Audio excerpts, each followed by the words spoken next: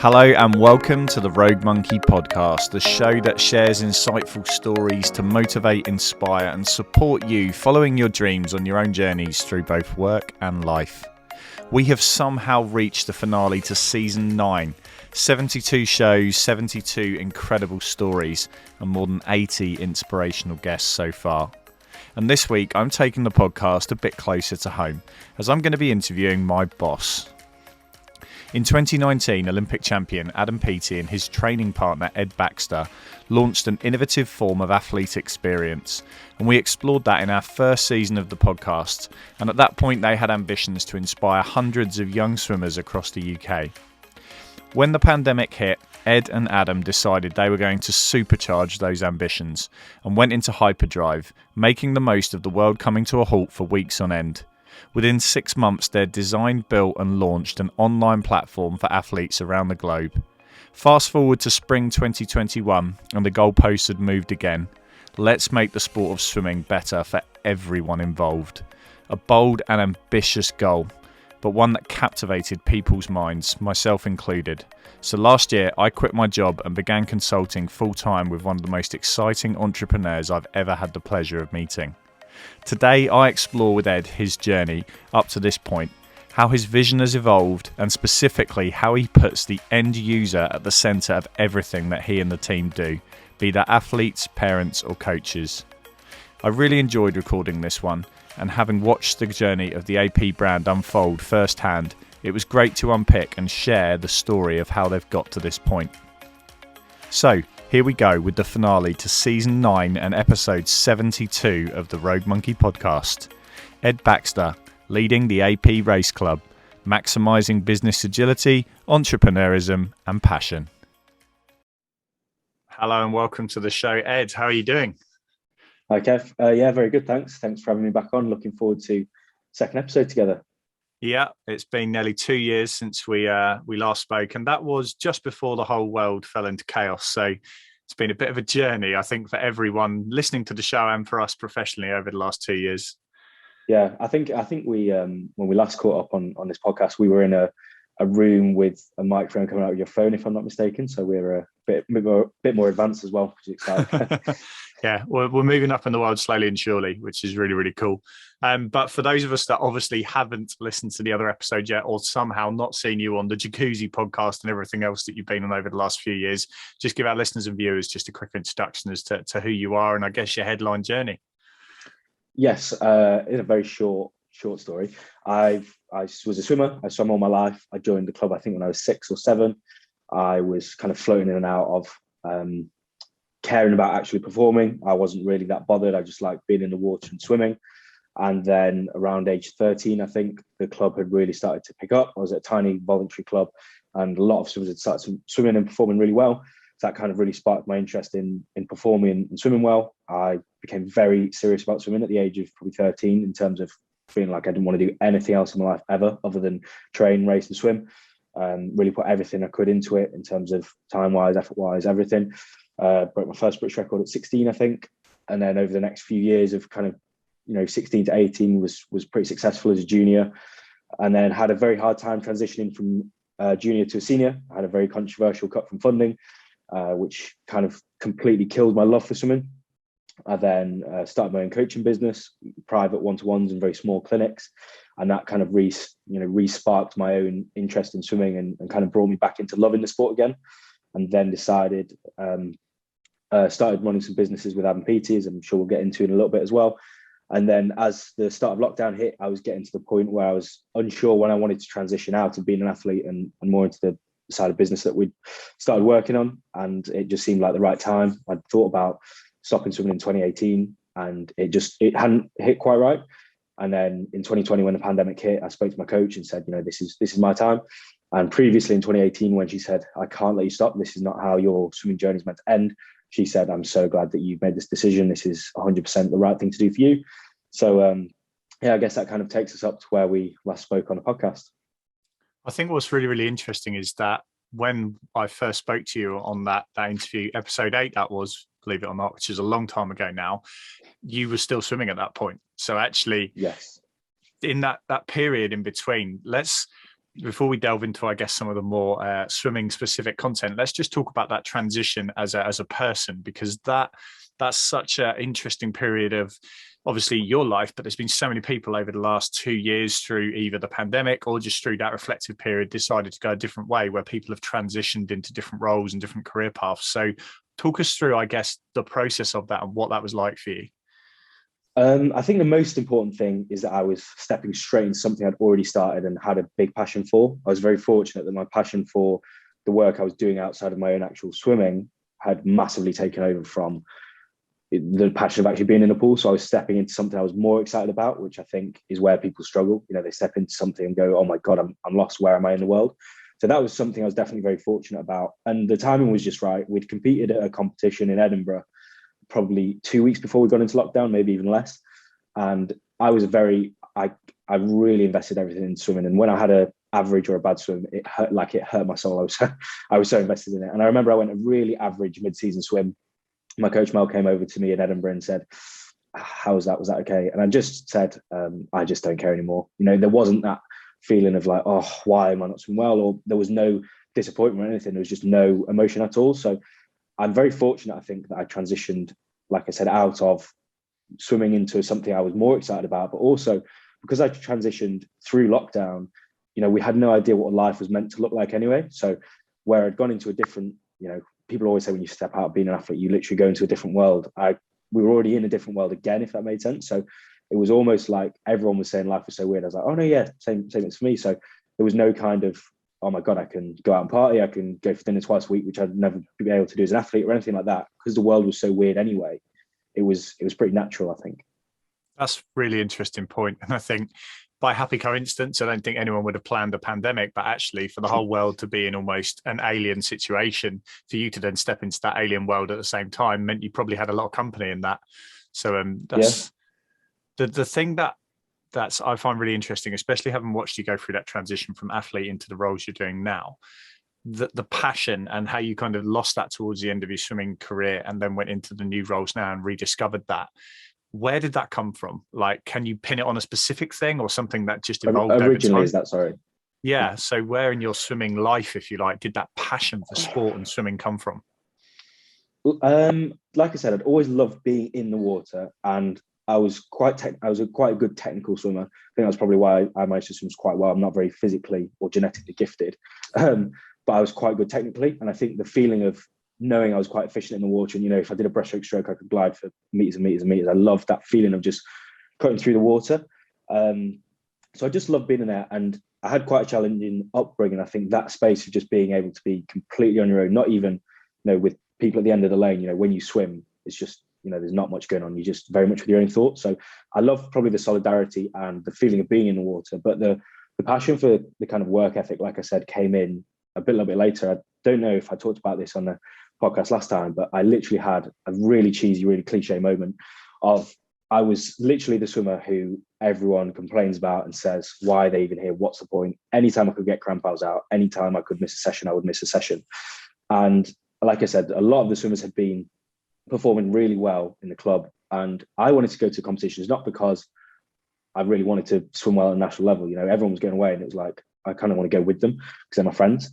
And I went into training on a Sunday afternoon, because we used to train on Sundays, and I think it was 10 200 breaststroke. I will have been 13 at this point. And I just remember saying, I'll just try as hard as I possibly can today, and I'll just see what happens. Because like I said, anytime I could have missed training, I would. I remember I was just lying on the side at the end of the session and just kind of looked around and thought, well, no one in the lane can have possibly pushed that hard, because I couldn't have given any more there. And I thought, well, actually, not just the lane, the pool. And then the more and more I thought about it, I just didn't understand how anyone else could have physically pushed their body that far. And then literally from that moment, that's what I did every single day. Anything my coach asked me to do, I did. I dropped like 21 seconds that year off my PB. Went from scraping a regional final to nearly medaling at nationals in that 1 year. And that passion for hard work, I don't know what it was. I love the physical pain aspect. Even now when I train in the gym or whatever it is, I love the feeling of really pushing my body and trying to see what I can make my body do. I love that feeling. But also I think I love the don't know if it's an ego thing, but I just love the fact that I knew I could do that, and other people weren't doing that or weren't prepared to push it hard or make themselves, not be able to breathe. do you know what it is? I don't know what that feeling was, but I just loved the feeling of pushing so hard. And I think that's where the passion came from. I had the natural love being in the water and love swimming aspect. And then when it got matched with the passion for the hard work, I think that's when, I've never lost that passion really. I think that's really interesting. You mentioned the word ego there, because I think a lot of people from outside sport almost treat it like a fishbowl. They just can't understand what it must be like being inside that. And I think I describe it as a confidence that, and it's silly. Well, I say silly little things, especially with swimmers that have done early morning training. And they get to kind of 18, 19, 20, and someone complains about getting out of bed at 6 a.m. and the swimmers almost laugh it off as going, you have no idea. Yeah, and literally. I don't think it is an ego thing. I genuinely believe it's just an inherent confidence that you can do things that perhaps you didn't think that was possible. And I know when I talk to the parents when we've done the tours previously, one of the things I say is that a lot of your kids will say they want to go to the Olympics and they might not even know what that means or how they're going to get there. And for a lot of them, that might be unachievable. But actually, what they're saying is, I want to reach something that I know is beyond my grasp, but I'm going to put everything into getting that. And I think that's a really powerful life message because, as you've demonstrated over the last couple of years in that transition, applying that to other areas of your life, not just in the pool, suddenly actually starts to reap all these other wonderful benefits. So let's talk about that journey from that phone call we had in probably March 2020-ish go, I've got this idea, we're all going into these lockdowns, like, what do you think, to suddenly where it is now, a few years on, where you actually think, wow, how have we got here? Take us on that journey. Yeah, so I guess there you're kind of talking about AP Plus and our online platform. And myself and Adam had done, when we'd done the 2019 race clinics, which we definitely discussed on the last podcast, we kind of left and we were driving home and we said, look, we've gone now. I know swimmers have had an amazing day, but how can we continue the knowledge we've passed on or the experience we passed on and that feeling? And we'd kind of said it and then we left it because we couldn't do anything about it. We both trained full time. I was working. He had obviously sponsorship commitments. And then as the world went into lockdown, it just clicked straight away. The day before we went into a lockdown, an official lockdown, I went around to Adam's house and I said, look, if we're ever going to do this, we're probably going to have about 4 weeks in the house where we can't do anything. So this is probably the time. It turned out to be whatever it was, 4 months or, what are we now, 2 years? Obviously in and out of lockdowns, but that period from March to August, when we launched at the end of August, that was a complete dedication to getting that done, getting that built. And like I said, we were almost very fortunate from that aspect because the guys that developed the website for us, the guys that were building the content, all those different members of the team couldn't do anything else. So we were very fortunate that we could actually, pull together and say, well, actually, through this period of time, it's the best time we can ever do it. And I think that's one thing that we've, as of course, we haven't pushed to try and get, millions of people onto this platform yet, because we just knew that we needed to build it, make sure it worked, because we'd never get this opportunity again. So, we always talk about it. Our online platform has more capabilities than Netflix does. It can drop content on a specific day at a specific time, specific to your personal usership. So the technical aspect is so good. We create the content and we talk about it. Every single member of the team that creates the content is Adam's personal team, for example. So we know that's such a high level. So it was a very weird path getting that done. And like we said, we were in such a weird place in the world anyway. It was kind of just like the perfect storm of, we've got nothing to do. Let's just put our whole lives into developing this platform, I guess. But I think also it's how you dealt with that positively, because I think if you look, not just in sport, you saw a lot of people start their own businesses, start podcasts, start literally anything, just pick up a guitar for the first time or try and learn a language. And there were some people who went into themselves and, through certain circumstances were like, oh, this is terrible. I've lost all this time, and were quite negative about the whole thing. And as I said, for a lot of people, that might have just been the reality of their situation. But for other people, there was that flip mindset. And I certainly think swimmers, especially that are on that journey of maximizing time and trying to get the best out of something, kind of went into this space where they said, well, what can we do? And I think shouldn't be underestimated of the technical capacity, and that for people not in the swimming world to hear that you can build something that has the technical capacity of something like Netflix and actually have it specifically for athletes out there and get that from concept to launch in 6 months is genuinely incredible. And I think that was, I guess, at the time what we were able to do. But then actually looking forwards now, it's like, right now, touch wood, going into this longer period of 2022, hopefully without any interruptions, you must get to this feeling of going, if I can do that with one hand tied behind my back effectively, and the whole world in lockdown. What can I do in the next 2, 3, 4, 5 years when actually I've got all that team around me now? I've got much more opportunities because obviously we're not under so many restrictions. That must be quite exciting for you. Yeah, and I think just picking up on what you said at the start of that point there, I was talking to someone the other day, and it's very interesting, isn't it, how people deal with situations generally. There's people that are always going to feel a little bit victimized by a situation, and like you said, there may be various different factors. Whether people are completely isolated on their own and can't see family, and that's going to be really challenging. And there's also other people who may have the opportunity to kind of see it from a different perspective. So that is very different. And you mentioned there as well, what can I do? Obviously, I didn't build the platform. I'm very fortunate that I work with yourself on a day-to-day basis, and all the other members of the team are very, very experienced and also talented. And I think what we're very fortunate with, as we mentioned before, around swimmers, or athletes, when they leave a sport and go into something, they often just, someone says, "Oh, I need to wake up early." It's like, well, okay, that's life. You can kind of get on with things really well. And we're very fortunate that a lot of people we work with are athletes or ex-athletes. And although a skill in a certain thing may not be as good as someone else's, the work ethic can push that to developing that skill, or work harder that they can accomplish the same or more than someone who's actually technically gifted. So where you say, what can I achieve? It's of course, what can we achieve as a brand and as a team of people? And I talk about this every day, and I could talk about it for hours. It's very exciting, and I think the thing that we're very fortunate with, as from when we built AP Plus, all the different projects we have, we always make sure we've got a key partner that really understands that world and can push us. So if we're looking at doing competitions, for example, we need to make sure we're working with the best person in the world that can produce swimming competitions, and that's what we do, and that's when we're looking forward. And to do that, we're very fortunate we've got someone great for that aspect. And that's the same with everything. Our virtual league that we're just launching now, we're very fortunate with the people that we work with are very dedicated and committed to that. It is very exciting. I think for me, the most exciting thing is that no one has ever done this in the swimming world. There's never been kind of a private organization who said, we are going to take this by the reins and we're going to take it to where we think it needs to go. And kind of no matter what stands in the way or what kind of gets thrown on board, because we don't have a right to a governing body, we don't have to be held accountable to anyone or anything. We can kind of be the speedboat. We don't need to be the big oil tanker that's taken a long time to move around. It's, well, should we do that? If we think it's the right thing to do for swimmers, coaches, parents, for us as a business, we're going to do that. And I think the most exciting thing about everything we do is we've got a great team, we're super adaptable, and we can go anywhere we want to. So it's of course very exciting. That agility is something that I think, having worked, in sport for like 18 years now, I do think is something that's relatively unique. I think as things become successful, generally they grow very quickly and get bigger and bigger and bigger, but to a point where they actually put more and more restrictions and shackles almost on themselves. And I think that agility thing is absolutely huge. And I think also, you mentioned there about like the team and the people around you. I find that as a sport, taking the sport with you. So actually engaging with parents, engaging with coaches and clubs, and actually saying, what do you need? What do you want? And actually it doesn't feel like lip service.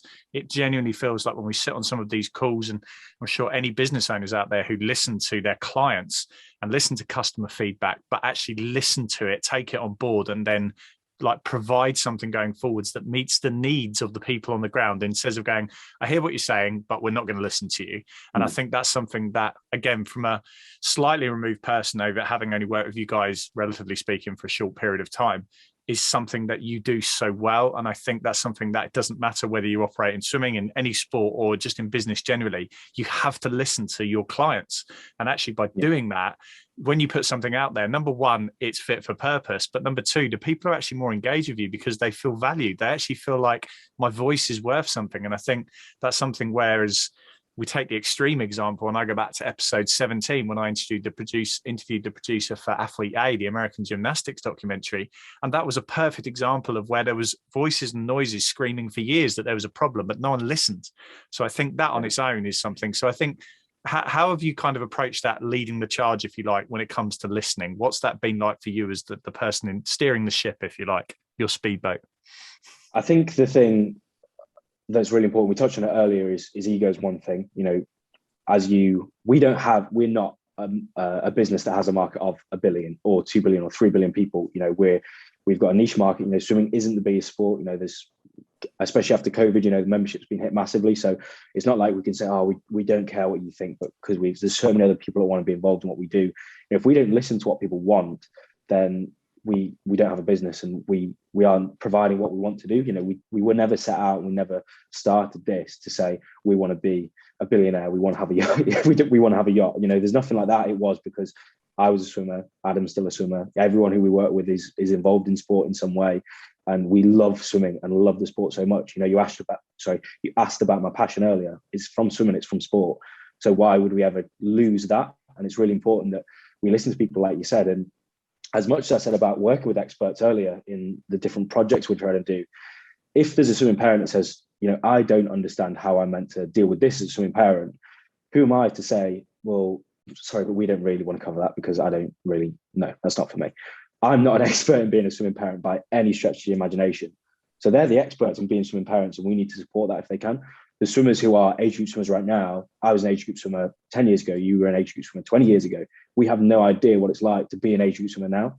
So where those experts are saying, I want something, if we're saying now, if someone looks back on my swimming, say 10 years ago when I was 13, and someone said, what do you want? I would say, I would love to know exactly what Cameron van der Berg is doing every single day in training. And I'd love to, hear about how he's getting so much faster than the rest of the world. If you ask them now, they'd say, I'd love to be on the AP Race Club's Instagram account. I would love to be tagged in a story. That's completely different to what I experienced. That's completely different to what you experienced. So if we're not listening to the different aspects of what are going to give people a good experience through sport, what are we doing? We may well have a business for a year or 2 years. It definitely won't be sustainable. It won't be long term, but also we're not actually giving people what they want. So it's so important that we don't just listen to the experts that are helping us with the projects. We're listening to the experts who are taking part in the projects as well. And I think kind of linking to that, something that I've seen certainly over the last 6 months as well, since the tour last summer really, has been this shift towards working with coaches, because ultimately coaches were driving the ships of clubs in all sports through the COVID period and had enough on their plate, instead of us knocking on the door saying, hey, do you want something else to do? Whereas actually now I do feel like we're getting to a point where actually we can start having more and more conversations. And actually it does feel like there's this snowball effect of actually a coach coming to us and saying, we'd like some help or support with this. And sometimes putting your hands up and going, actually, that's outside of what we're capable of doing. That's fine. But equally saying, look, but we've got a network of coaches to reach out, and there will be someone within that network with a couple of hundred coaches that can actually help you. And I think, again, we're a very traditionalist sport, and people listening from lots of other sports out there will think, well, why wouldn't coaches talk to each other? But traditionally in our sport, there has been a lot of animosity between people, whether it's performance levels, whether it's geography, where it's historical politics. And actually, I feel like that's something I've really noticed is going to change the game moving forwards, because actually by breaking down some of those barriers and getting coaches to engage with one another and be honest and support one another and hold their hands up and say, I don't know something, I think is something that both of us on our swimming journey would have seen as an athlete. But actually now looking at it the other way around, it's really interesting to see how that's progressing and tying in with what you're doing now with coaching mental health and stuff like that. That's something that has been so long needed from certainly my years in coaching, and you're obviously still coaching now. And I just think it's really nice to see that actually when you look back on some of the things that frustrated you, if you like, on your journey when you were moving through it as an athlete and then as a coach, you're in a position now to actually kind of go, well, I've got a solution. It's not going to solve the problem, but actually I've got a way of helping that problem become less of a problem and support people. So what's that been like, I guess, being almost like the master of destiny going forwards, where you can actually go, look, for the next generation of kids, that doesn't have to be the case. Yeah. And I think you've mentioned there, swimming is a very traditional sport, and it is. And I think actually a lot of Olympic sports are very traditional. It's not just swimming. I think any sport that hasn't been massively professionalized by a Premier League or a Super League or whatever it is, that kind of bulk of sports of athletics or whatever it may be is quite traditionalist. And it's been really encouraging, because when we first started the clinics, for example, it was quite a bit of backlash from the coaches. And from, I was 19, I think, when we did our first set of race clinics, and we saw 500 swimmers that year. And I remember walking onto poolside at nationals between booking at clinics. We had a really successful booking where we sold out really rapidly on all the sites, and then the time of actually holding the clinics. And in that period, I'd been to the national championships, and as a swimmer I felt a big my relationship with coaches that I didn't know that well, but had a bit of a relationship with, had changed. I could see that they were, judgmental. I could see that they weren't, they thought I was doing this for the very much wrong reasons. And whereas now, like you said there, people can see that we aren't just doing this to, run a couple of events and, have a nice holiday or anything like that. We are really in this because we're passionate swimmers and we want to move the sport on. And it's been really encouraging to see coaches really buy into what we're doing. And that's been a journey, like I said, two and a half years ago when we did that, that was a very, I could feel a bit of hostility.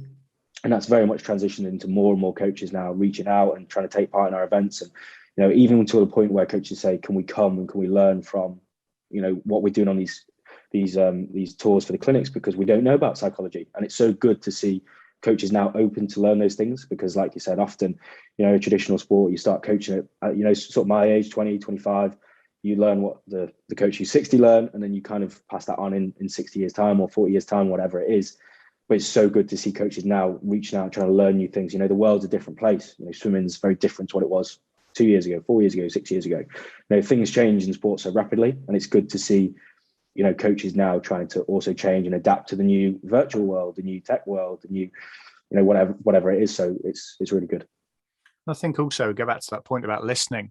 I think as a coach myself, I would have talked about, and if I had to summarize like my coaching journey in points, I would say I was massively mentally overwhelmed and had poor well-being because of that journey and that intensity. I didn't feel like my voice was heard. And I also didn't feel like I had a community of coaches that I operated within, unless I've had a swimmer in the right ranking or on the right team and things like that. Whereas actually we're kind of flipping that on its head to say, look, an athlete is almost part of your journey, but we're not going to define you as a coach by a single athlete or by your team or anything like that. We're actually going to look more than that. What is you as a person? And I think that's really nice. Well, certainly from my own view on it is certainly it's been really nice to actually kind of go back and go, look, something that coaches have been asking for a long time, the sport to be more exciting, the coaches to get more support, people to be listened to is actually, and we're not saying it's going to solve everything straight away, but actually that does feel like a snowball just starting off at the top of the hill. So that's been really cool. I think one thing that you've mentioned about there as well is, listening. And like you said, it's not listening to just the people that are actually taking part in our services, whether it's kids that are attending a clinic and we say, oh, we'd like a gym station this time, or we'd like more cool posters up on the walls, or whatever it is, like you said there, it's talking to the coaches. And it may not, the coaches may not be a customer to our service, but if it improves their journey. So, we were on a coach's call a few months ago and a coach said, well, I've just been at a regional championships for 24 hours over the weekend. I had to be there Friday night, Saturday all day, Sunday all day, 24, 30 hours. But then on Monday morning, I have to be back at the pool for 4:30 morning training. They aren't going to, if a coach takes part in something that we do, all our coaching stuff is non-paid. We don't make any money from working with coaches. We are doing this because of our passion and our commitment to the sport. But we need to say, right, okay, so you're really struggling with your well-being over the competition phase. How can we as a brand make competitions more exciting, more inclusive, and then also more safer, I guess, for coaches, who are, in the middle age or past the middle age? Is it appropriate for them to be working 30 hours in 2.5 days? Because that's a week's work. So how can we kind of flip that around? And although they're not a direct customer to our products, we need to make the sporting experience better for them if we can. Yeah, and I think people shy away a little bit from, you talk about businesses and customers and things like that. And actually they're a little bit scared, perhaps because of some of the traditionalisms in our sport. But actually, if you look at some of the most successful businesses out there, they are treating their businesses as businesses. And actually business principles is around making sure your clients have what they need, and actually that it evolves and it adapts with that next generation. And, I remember in previous jobs having to explain to people why a YouTube channel was probably a good way to get to members. And they go, well, why? And I said, because that's the world they're in now. And actually and as quick as we do that, it'll be something else, whether it's TikTok or something else. So what looking forwards now, I guess, if we don't, not so much on specific projects, but as a brand and as a person leading that brand, what do you feel are your ambitions looking forwards into the future, that if you'd have said by the end of 2022, 2025, that you could have actually impacted, what would those things be for you? Sorry to put you on the spot there. That's okay. I think we definitely need to be the organization that people feel like they can come to us for anything. So if coaches need support, we need to be that organization that they can go to, because like I said earlier, we're a speedboat. We're not an oil tanker where they may speak to a governing body and say, I really need help on this. And they'll go, right, okay, I need to confirm that with 14 different departments, and we might be able to help you for 10 minutes every single month, maybe, if you're lucky. We need to be the organization that someone can say, look, I'm really struggling with this. What can we do? We say, right, okay, we're gonna help in this aspect. We need to be the organization that someone say, oh, I'm a bit bored with training. I wanted something a bit more exciting. Okay, how can we make that experience better for you?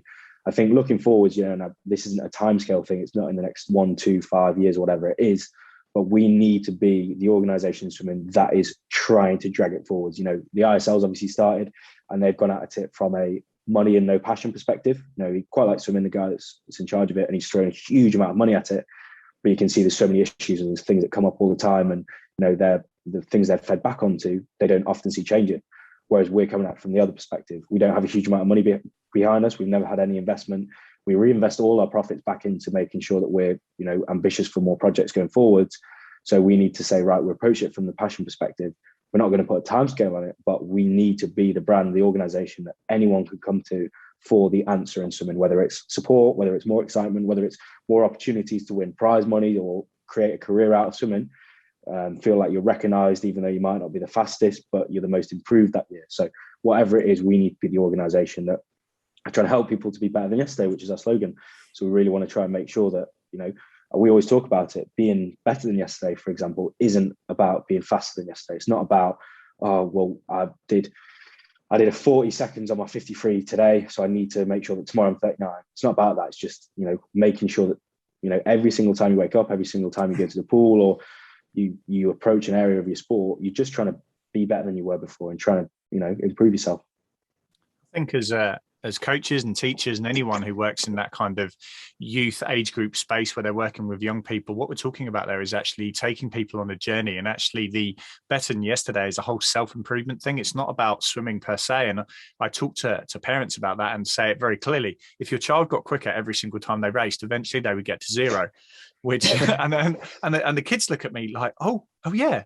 And you go, but actually the person that pops out the other end at 18, 25, however old you are when you kind of go off into the wider world, actually, what can the sport offer you on your tool belt of life experiences, of personality traits, of friendship circles, and all these other things that the sport gives? And I think that's something that, if I think back on all my sporting experiences, and I'm sure you're the same, the things that you hold on to are really like personal and enjoyable and exciting experiences.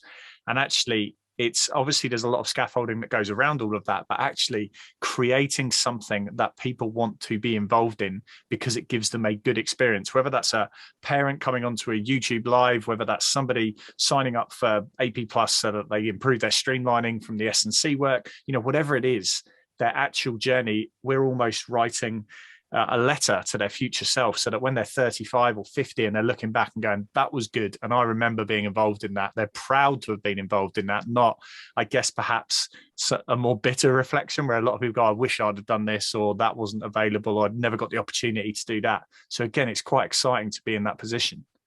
Yeah. And I think you mentioned there, like if you do a competition one weekend and you go 30 seconds for an event, and then the next time you race, a month later, you go 30.5. So you got slower, but you do your 30 and you are gutted and you're not a great person to be around. But then when you go 30.5, you go, actually, I've not had a great swim there, but my teammate in the node next to me has had an amazing swim. He's just broken 30 seconds for the first time.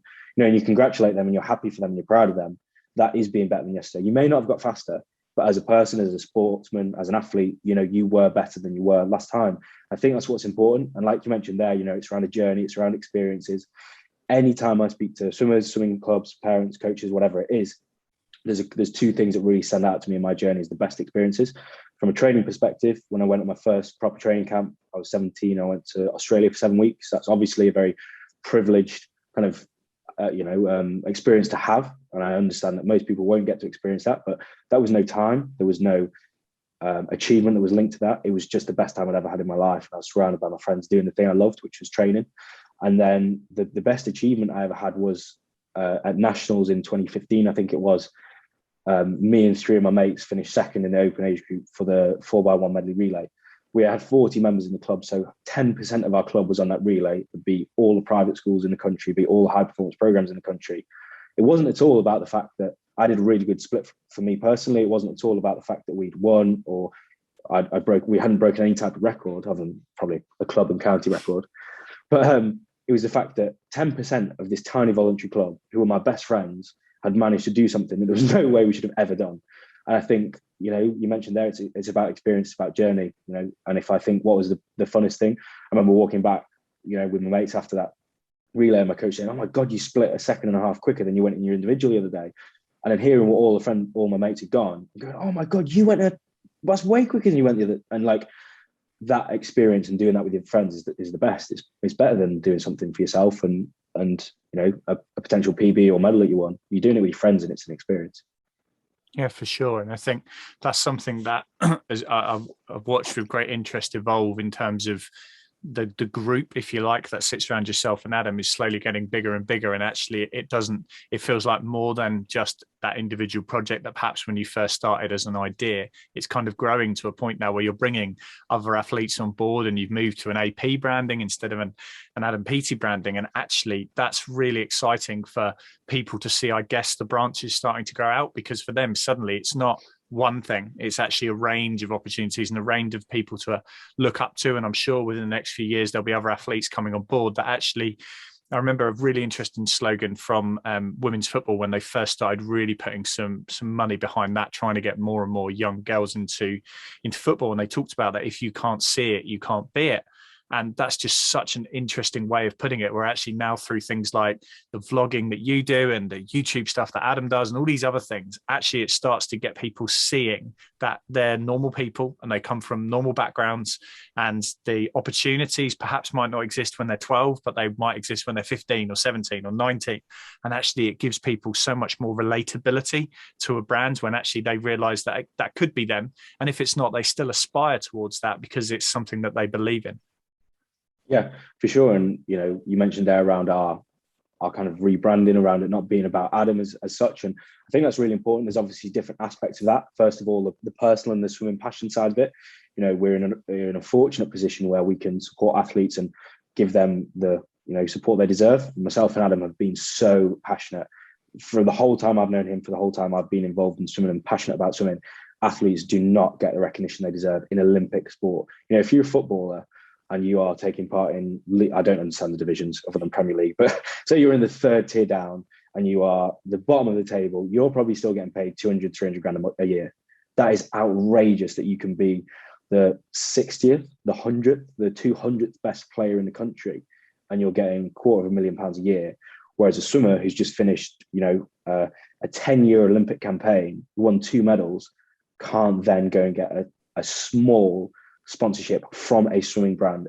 That is outrageous. And I think it's so disrespectful when brands approach athletes and say, can we give you a little bit of free kit, but you have to do this for us? It's like, no, because that one medal that I've won, or those 2 medals I've won, isn't just 1 minute or 2 minutes of effort on the TV that you've seen. That is 10 years of 60,000 meters a week, every single week. It's crying, it's tears, it's injuries, it's hardships, it's moving away from home, it's moving to a different country often for people to pursue their dreams. And it's so important that from a passion side of things, we support that in swimming, and we say, no, we're not going to take advantage of you and try and use you as athletes to grow our brand. We're going to value you and we're going to support you financially first of all, and then also in a network perspective and other opportunities. We're fortunate that through Adam's links and as a brand we've got a good presence. And I think it's about sharing that with other athletes who deserve it, because they may not have had the platform Adam had, because Adam was the first Olympic champion in 2 Olympic cycles for our sport. So where athletes now may win an Olympics, it's still not as good as what Adam's done because he did it first, but they're still an Olympic champion and they need to be recognized and supported through that. So that's the first kind of perspective. And then the business perspective of it is, if Adam's career, say maybe another 7 years, in 7 years, we don't want to say, oh yeah, right, Adam's done now, so what we're going to do. First of all, from a passion perspective, like I said before, we're not doing this because we want to make some money with Adam's name or anything like that. We are doing this because we're passionate that we can provide other opportunities through sport that no one else will be able to facilitate. And from a longevity point of view, even now, if you talk about Michael Phelps, some people go, oh yeah, he's cool, but Caleb Dressel's really fast, isn't he? Michael Phelps won, do you know what I mean? He's the most ridiculous athlete ever to live across any sport. But, people come and go. So it's important that we build a brand rather than, things focused just around a sole athlete. It's important that our values still are around in 10 years and 20 years, and the mission that we're on and the projects we work with are still going and are still working in that time frame. So let's, I asked you about plans for the future. Looking back, if you could go back all the way up to Cumbria and talk to a 12-year-old Ed who hadn't had that light bulb moment at that point, what would you say, having gone on the journey now that you've done, and reflecting back, if you had to give yourself a message, what would it be? Oh, 12-year-old. Probably two things. I'd probably first of all say everything will work out. It will be okay. And the second one would probably be it will happen, because I knew that I would be able to do something. And like I said before, I'm not the only person that's done this and is building this brand. And in 10 years when we look back on this, and hopefully you're on season 53 and we're doing another catch-up one. Hopefully when we look back on it, that isn't me that's done that. That is a group of people. That's a group of athletes that believe in the brand. That's a group of technical people that can help build us the platforms we need. It's a group of passionate people who are going to help innovate the brand and work with us. So that won't be me, but I knew when I was younger that I would be able to do something really special. I didn't know what it was. I was searching. I really tried to think all the time, what's it going to be? I just knew I could do something really cool. So I would probably just say to myself, don't worry, it does come, it does happen. So yeah, that's probably what I'd say.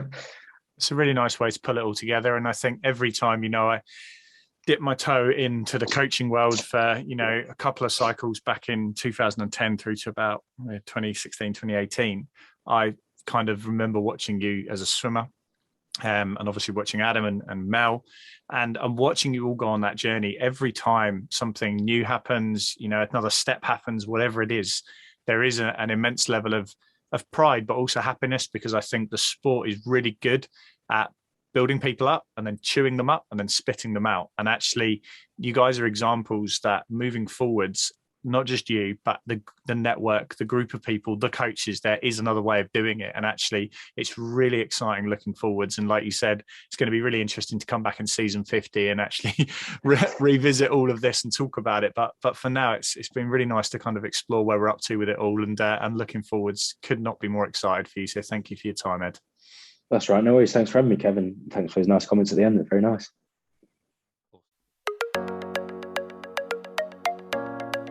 A huge thanks to Ed there for joining me for that final episode to season 9 of the podcast. We'll be back in the next couple of weeks with season 10, and we've got plenty of exciting guests joining us, and that will include a Premier League referee, that will include a SAS officer who supports amputees trying to climb Mount Everest, and it will also include an incredible entrepreneur who founded a business during lockdown. Make sure you're following us on all different social platforms. We're on Instagram, Facebook and Twitter, as well as LinkedIn. And you can check out our website, theroguemonkey.org, for more information. We've also got a monthly community update that goes out to everyone who follows the show. So please make sure you sign up for that on our website. And if you've got any questions, you can get in touch with the team through any of our channels. If you enjoyed that episode, make sure you hit the subscribe button so you don't miss out on any future shows. And please make sure you give us a quick rate and review, as we'd really appreciate it. Thank you again for joining us for another episode of the Rogue Monkey Podcast.